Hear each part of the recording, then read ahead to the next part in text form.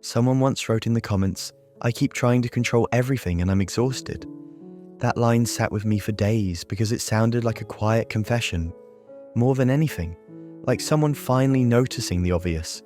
You push so hard, not because you love doing it, but because the idea of anything happening without you in the driver's seat is terrifying. You probably know the feeling. You plan, you check, you nudge, you send another message, you polish the same paragraph one more time. And somewhere in the middle of all that motion, there's this thin, steady tiredness. It isn't dramatic. It's just a kind of friction that lives under your ribs. It makes every pause feel dangerous, like if you stop for too long, the whole thing will fall apart. So you don't stop. You keep moving. You keep holding. And the irony is, the more you try to hold it, the less it stays where you put it. I used to think letting things happen would be passive. I thought it meant giving up, like standing there while life walks off without you. But the thing that changed for me wasn't grand. It was small and a little embarrassing to admit. I remember once trying to orchestrate everything around a person I liked, texts at certain times, jokes that I thought would land, plans that I rehearsed in my head. It was exhausting and oddly strategic, like I believed if I engineered enough moments, I could force an outcome when no one left. One night I didn't send the extra message. I told myself I would wait. I told myself to see what would happen if I didn't fill the silence. Nothing catastrophic happened. The silence felt big for a bit, and then it felt empty, and then it felt like space. And in that space, I learned how my nervous system responded when it didn't have instructions. I noticed a small tremor in my hands, the quickness of my breath, and then, slowly, the tremor calmed. I felt a kind of clarity that no late-night plan or extra effort had ever given me. Letting it happen wasn't giving up. It was stepping back long enough to see the shape of what was actually there. I wonder if that's the thing people get wrong. We assume control will keep us safe, when really control often just keeps us busy. Busy doesn't equal secure. Busy doesn't equal meaning. Busy is a way to avoid the scary bit, naming what you actually want, admitting what you're afraid of losing, feeling the grief of something slipping away. Letting it happen means you stop covering the edges with tasks and finally look at them. There's a memory I go back to sometimes. I was maybe 10, standing on a dock with a paper boat. Someone bumped the dock and the boat tipped, and I watched it go. It felt small and ridiculous at the time, and I chased after it and my feet splashed and it sank. And then I sat on the dock and watched the ripples. I remember feeling oddly okay, not because I didn't care, but because the world didn't end. The boat sinking taught me, in a tiny way, that things could move on without my panicked rescue. Letting the boat go was the first time I noticed the shape of calm after the initial shock. That memory isn't a lesson you can use like a tool. It's just evidence that being hands-off sometimes isn't the same as being helpless.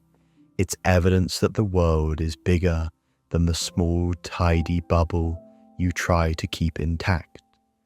I'm not saying everything should be passive. Some things demand action. Some things need tending, discipline, hard conversations. Letting it happen isn't an excuse to ignore a problem. It's more like choosing where to spend the energy.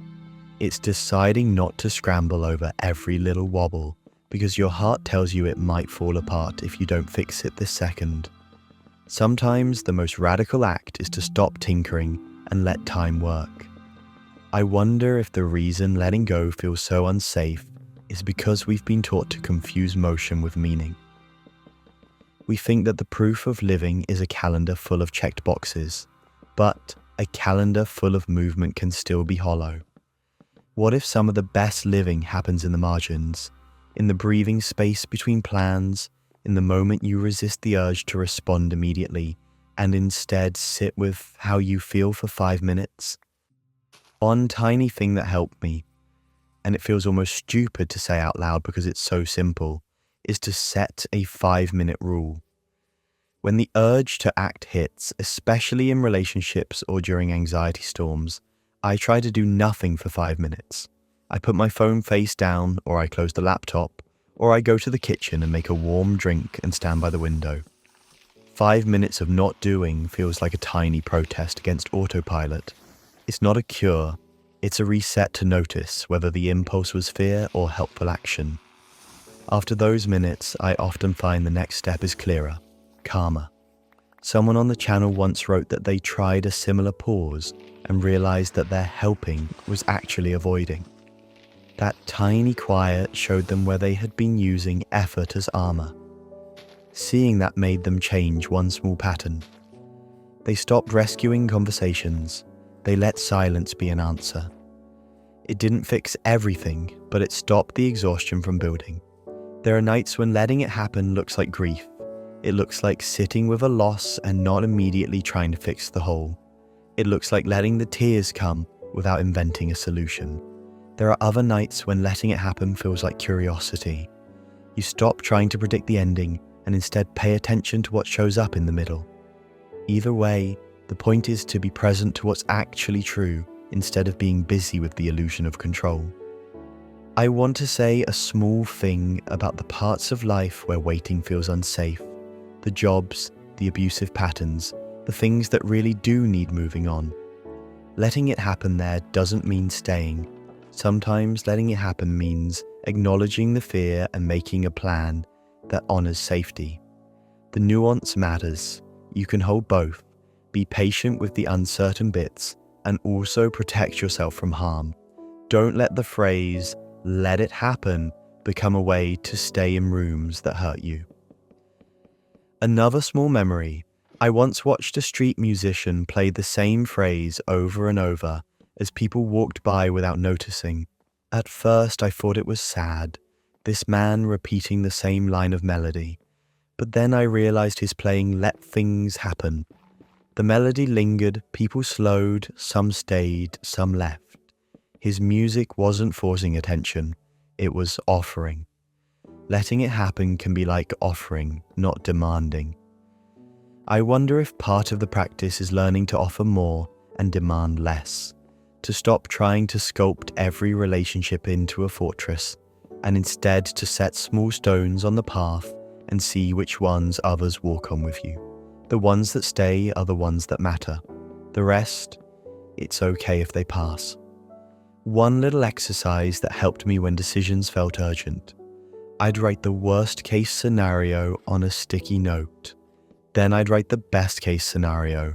Then I'd tape both to the wall and sit with them for a few evenings. Looking at the two extremes stopped my brain from inventing 1,000 middle catastrophes. It made the present feel less like a panic and more like a choice. Again, not a magic trick, just a way to see the landscape. You don't have to stop being intentional. You can plan, you can speak up, you can set boundaries. Letting it happen is not the opposite of those things. It's the space in which intention becomes less frantic and more true. It's the difference between micromanaging the next 5 minutes and choosing how to live the next 5 years. Sometimes letting happen slowly. Sometimes it feels like slipping off a treadmill you didn't realize you were running on. At first you're dizzy. At first you think you will fall. And then you realize standing still is an action too. It lets you look around. It lets you notice the people next to you. It lets you hear the small things you missed. I'm not saying it's easy. It's not always comfortable to stop. The first few times you try it, you might panic. You might think you're failing. That feeling is normal. Let it be part of the practice. The panic will teach you where the real attachment is. The panic is information, not an instruction to move. If you try anything tonight, maybe try this. When the urge to control flares, say quietly to yourself, "I'll let it happen for now." Then breathe 5 times. Not a mantra, not a performance, just a sentence that gives you permission to pause. If you want, write one line. "I let it happen today." That's it. Keep it small, keep it honest. It doesn't change the world overnight, but it changes the way you meet your world. There will be times when letting brings clarity fast, and times when it brings more questions. Both are okay. Both are growth. And sometimes letting it happen simply means you stop using your energy to prove some future you don't even want. Sometimes it means you find out what you actually do want.